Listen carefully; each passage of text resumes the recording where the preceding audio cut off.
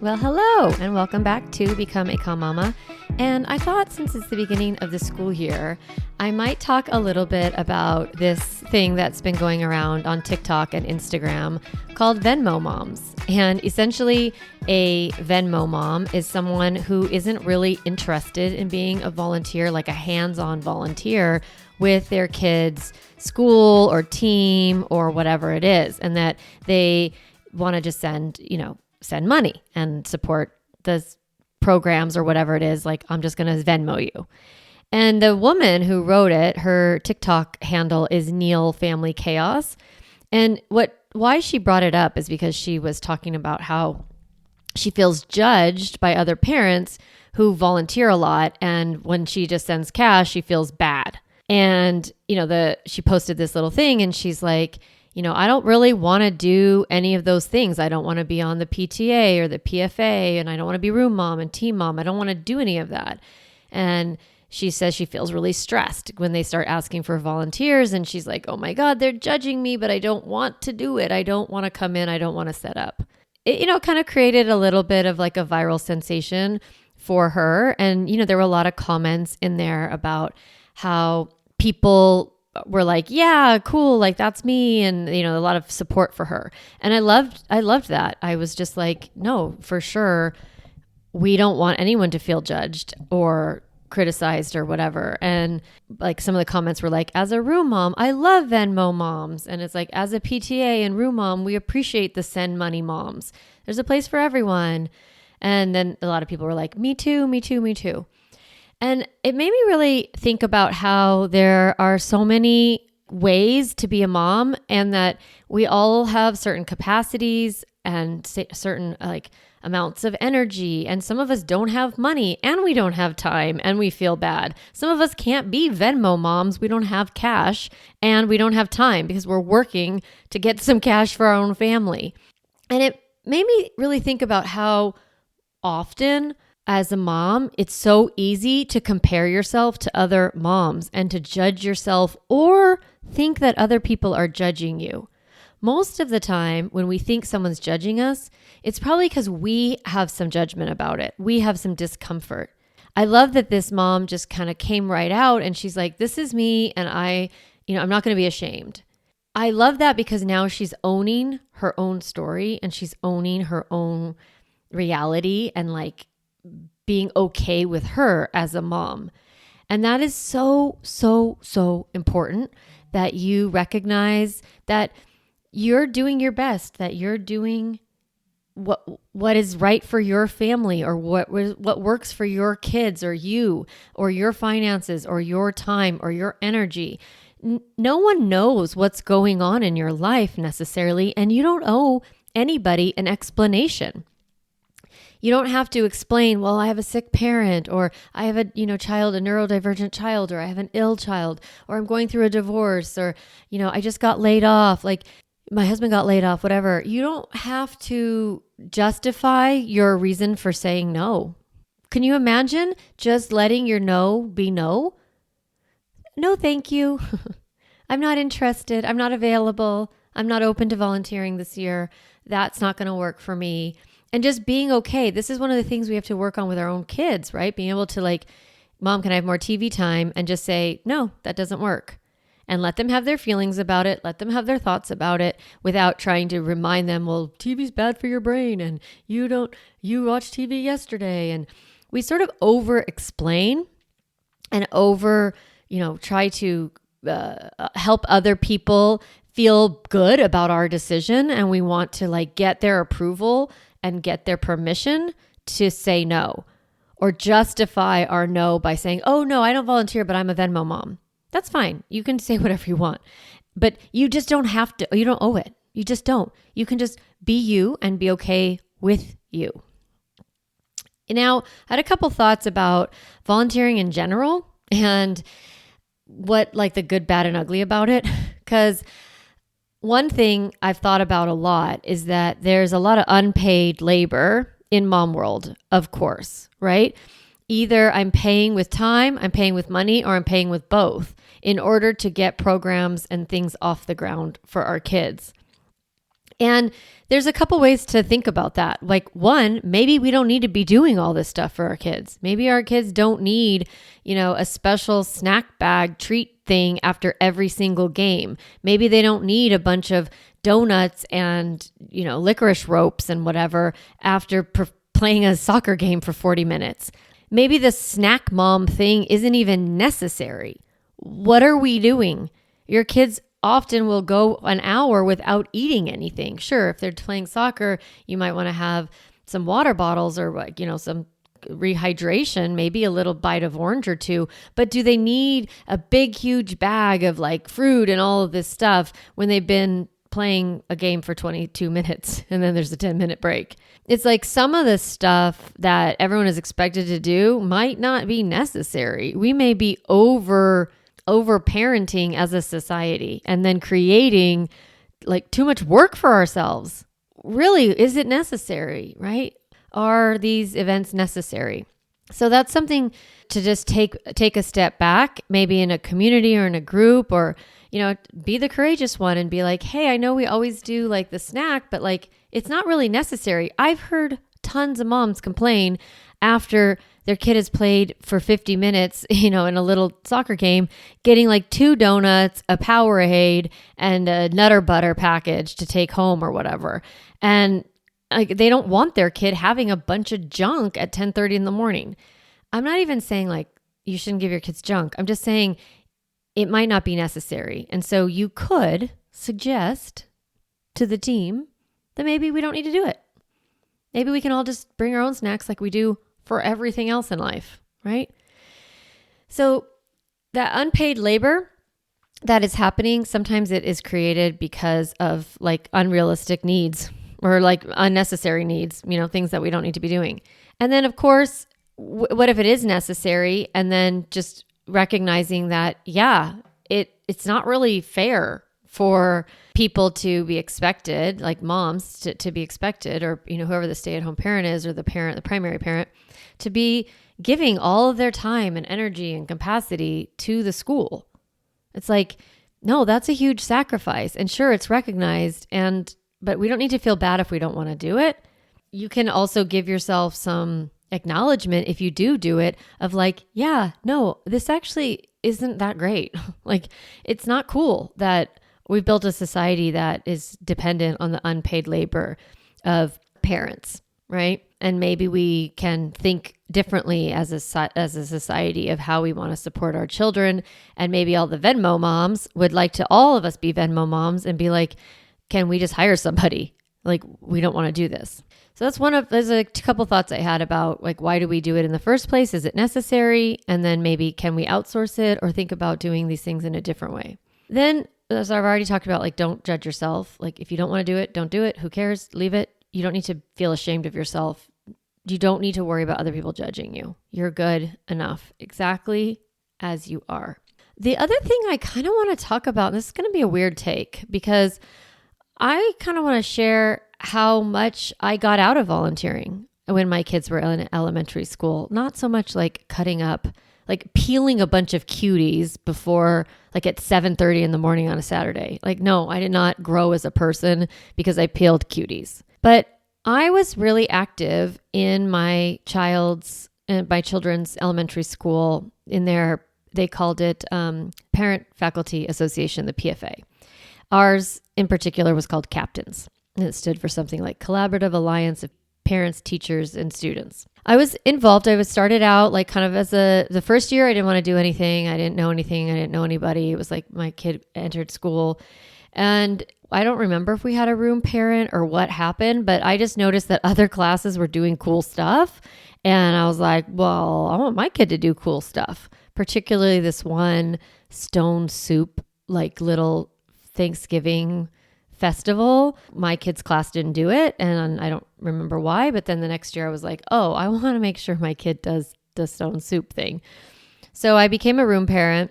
What was cool about it is that I got to know the teacher really well, and I got to know the students in the class really well. And I also got to meet new parents that maybe I wouldn't have met. I had boys, and so I got to meet some moms of girls. I got to meet some of the working parents that maybe weren't I was, mostly a stay-at-home mom at that time.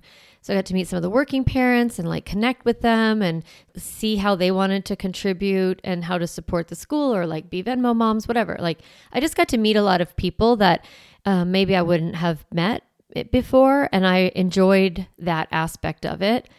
And then I got further involved. I started to I was like, oh, I'll help with this festival. And then of course in my personality is very leadership focused personality. So then I ended up like being in charge of the Winter Fair Festival. And then, the more leadership stuff you do, kind of you get tapped for more leadership. So if you don't want leadership roles, do not raise your hand, because if you're a natural leader, most likely you're going to move forward. And you can always say no. You can say yes to one thing and then no to another. I did not have great boundaries back then. I didn't really understand the power of no, that I could just say no, and I didn't give myself permission. So I've learned a lot over the years of like that I can say no, but I can also say yes if I want. And when I was the president, of the PFA, the PTA, I grew as a person on so many levels. I grew in my leadership. I grew in my relational skills. I grew at problem solving, conflict resolution. I learned Google Docs back then. I didn't know anything about Google Docs. I didn't know how to organize, like basically kind of a business. I, was managing a $2 million budget and making decisions about that. Maybe it was $2 million. I don't actually remember. I think it was though. Between reserves and like what you earned that year. Maybe it wasn't, you guys, I don't know, but it was a lot of money. Okay. And, I just like really grew, and I used that experience as an opportunity to grow. I had, a lot of conflicts during that time and a lot of agony. Being on the inside is cool. You have access to information, you have access to like the scoop, and maybe you can influence some things that are important to you, which is great. And also there comes with like a lot of demand and a lot of pressure and a lot of time. And there was a huge cost to doing it, but it worked for me, and I am glad I did. Sometimes like the reverse is true. Like the Venmo mom is judged as being, checked out and avoidant and whatever. And like, who cares? You don't need to think about those things. I don't think those things of people who are sending money and not volunteering. I'm like, yeah, good for you, kind of. But there's also the reverse of the moms that are really hyper involved and the moms that are doing the volunteering. Like there's a comment on this page that says, as a teacher, you would have been my favorite parents. I'm sorry, but the room mom I've had are so snobby and gossipy. I would have just liked you. And there is sort of a, like, this is an anxious mom who doesn't let their kids just be, or this is like a hyper, a perfectionist mom. There's a PTA mom judgment as well.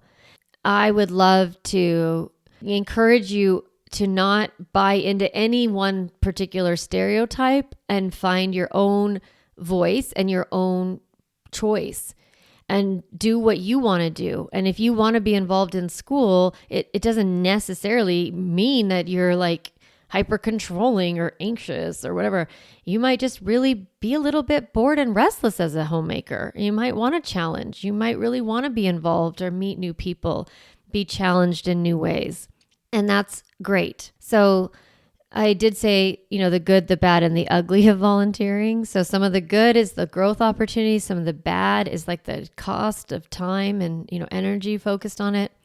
And then the ugly is the drama. When you are involved really in any organization, but particularly with elementary school moms, that period of time, especially early elementary moms, tend to be, if it's your first kid, like you don't really know what's normal, what's not, what to expect. You want your kid to be socially accepted, academically challenged, emotionally well cared for. Like you have a lot of expectations and you have a lot of hopes and dreams and needs and fears and all of that. And you're not the only one. And so you put a group of women together and men. I don't mean to sound like this is just for women, but for the most part, it is. It's women and moms. But you put a lot of that energy together, that anxious energy and that high standard energy, perfectionist energy, whatever it is, people fearful and highly invested, you're going to have some chaos. You're going to have a bit of drama. There's going to be gossip and hurt feelings, things like that. And I learned the hard way. I got into trouble. I tried really hard, of course, to be in my integrity and not talk badly about people and not intentionally isolate anyone or exclude anyone. I've always had those values, but it's complicated sometimes when you have somebody who is very squeaky and they want to get what they want for their kid or for their class and harsh about it, or they're manipulative about it, or they start a rumor about you. And it can be very dramatic. Sometimes that can turn people off of volunteering because it can get really snarky in there. I would love to offer that it doesn't have to be that ugly and that complicated, and that you can go into these environments and just do your job and stay neutral and, maybe not get into the gossip and not get into the drama, and be very compassionate and kind when someone is expressing a desire or an idea or a hope. And you're like, let's think about that. Like, let's, or what, go run with that. Let's see what happens. Maybe become a little more open. So when you're in leadership positions and you're kind of in the mix, it can get complicated. It can be a place where a lot of almost like high school drama gets played out. We revisit that high school nature sometimes with moms of elementary school kids. And I think it's that insecurity that we had in high school. We bring it back into the elementary years experience with the other moms. And it's not insecurity for ourselves, it's insecurity for our kids. So doubling down on big picture parenting vision, like long term, does this really matter? Do I trust my kid's going to be okay? Are conflicts and complications and sad, hard things, is that good for my kid or not? And I believe it is. I think when your child is in a classroom that's challenging, that the teacher isn't, not of course like a terrible, terrible teacher, but a teacher that they don't jive with, or a friend group that they're not in, that those things are good, that they're healthy, that they help your kid grow, especially if you're compassionate and calm and walk them through it in a loving way. Some of the anxiety that comes in, that's the reason for the drama a lot of times. It's because of the adults feeling insecure about their children, their access, or like, are they going to be influenced? Are they going to have the best teachers, the best experiences? And we kind of think like if it's not the best or the most ideal, that it's not good. And I am suggesting that when it's not ideal, that's where resilience is forged. That's where your children grow. If you bulldoze and manipulate and constantly intervene and intercept your child from negative circumstances, they are missing an opportunity to grow and develop. Now, if your kid is truly in the wrong fit, wrong school or wrong classroom, got really wise and quiet, and you're like, okay, no matter what, this is not working, then of course, run that up the chain, talk to your teacher first, talk to the principal, get a team meeting, see if you can problem solve. But I recommend that you not go to the peers, not go to the other moms and start talking badly about other people's children, or talking badly about a teacher, or sowing negative thoughts and negative feelings in your community. Like, you can be a voice of love and hope and compassion, not just in your family, but in the communities that you find yourself in. So this is what I want to leave you with. Whether you are a Venmo mom or a hands-on volunteer mom, or a mix between the two, let's commit to not judge each other. Let's commit to love each other and appreciate each other. Let's commit to not judging ourselves. Let's commit to loving and appreciating ourselves. No matter how you show up as a mom, you get to believe that you're doing a good job. You get to trust yourself. You get to take excellent care of yourself, whether that means volunteering or not volunteering.